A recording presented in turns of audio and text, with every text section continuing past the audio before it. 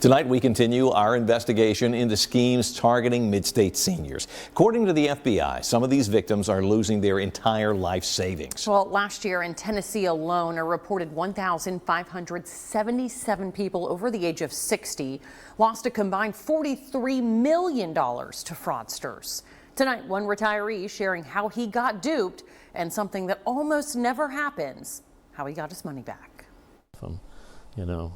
Happily retired old man, So it was a stressful day, no doubt. He wants his story out there, but not his name, so we're calling him Regretful Richard. The former insurance salesman wishes he never took that phony call back in April from a fraudster pretending to be with Amazon, claiming his credit card had been compromised. They said, well, we believe this is part of a money laundering situation that we've been involved in, and would you mind talking to the Office of Inspector General, who we have on the line from the Social Security Administration. Now a second fraudster is on the line pretending to be Eric Cressman. Richard looked him up and it seemed to check out. It's a real employee with the Social Security Administration. He even emails over a fake badge and promises to help Richard sort out a case of identity theft. So this guy, Cressman, gets on and he starts describing that they have my complete identity.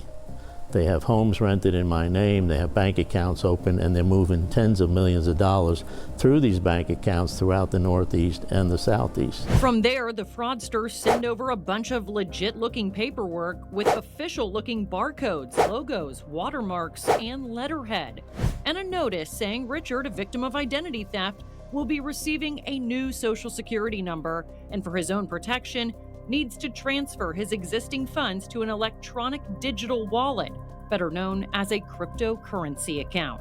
Signed, U.S. Treasury Secretary Janet Yellen. We have a social engineering scam. And what is social engineering? Tricking us to do something we normally wouldn't do.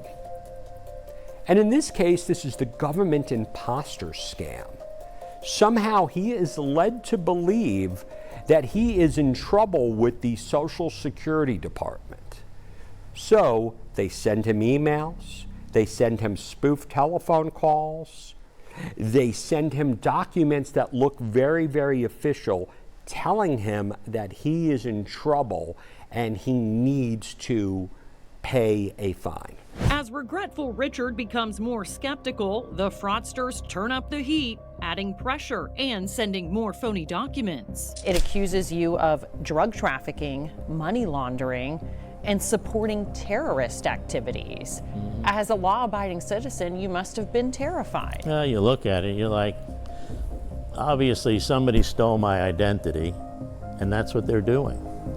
So they said basically that if I didn't help them, there'd be a pretty good chance that myself and my family would be eliminated within 48 hours. At first, Richard wasn't buying it. Very skeptical, hung up a few times. They said there was a warrant out for my arrest.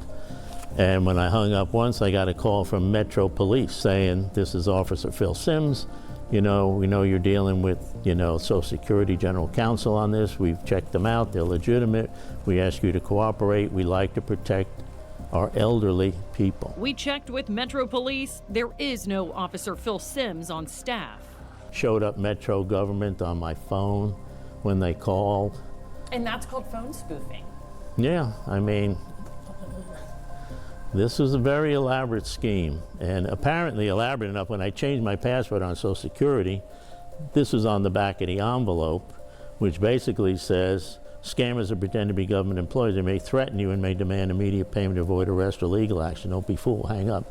That I wish I had before I got this call. When we called the Social Security Administration, we got this. Please be aware of individuals impersonating Social Security employees over the phone. If you suspect you have received a scam call, you should report the details of the call to the Office of the Inspector General. Can you trace spoofing calls? Very difficult, because you can go to a website right now and you could create a telephone. You can make those calls look like they're coming from anywhere because they're being done by computers. There was a schmuck and sent the money, How much money were you out?